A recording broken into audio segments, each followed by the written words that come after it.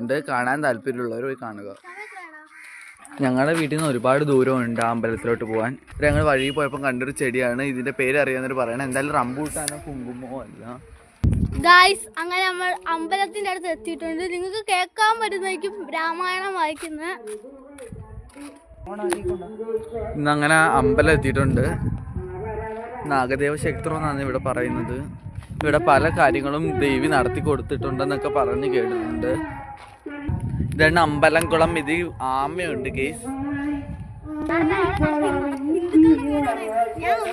ഞാൻ വിഷ്ണു.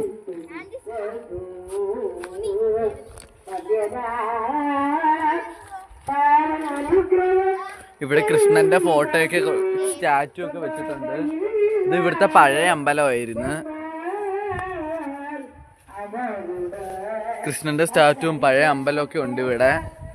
ഇപ്പൊ ഇവിടെ നിർമ്മിച്ച ഒരു അമ്പലമാണ്. അവിടെ നാഗത്തിന്റെ ഒരു ഇത് കാണിക്കുന്നുണ്ട്. ഇതാണ് ഇവിടുത്തെ നാഗം, നാഗദേവ ക്ഷേത്രം.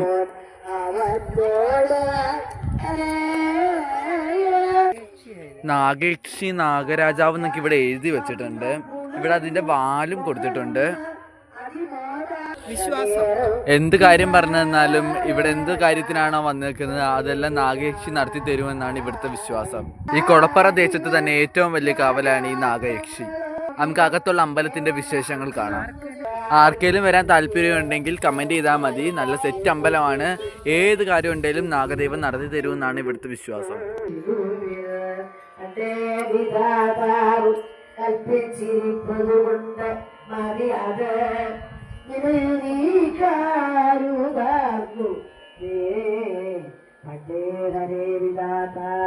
കൽപ്പിച്ചിരിപ്പതുകൊണ്ട് മതിയത് ഈ കരുതാർക്കുമേ.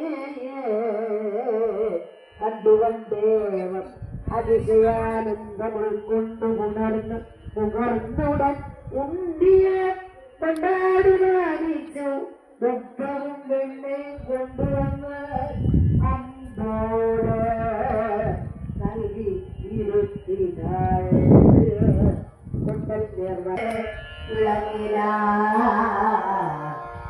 ഏറ്റവും അൽസംവാസരത്തോടും ഉഷസുഖമൻ താൻ ഉണർന്നു ചെന്ന്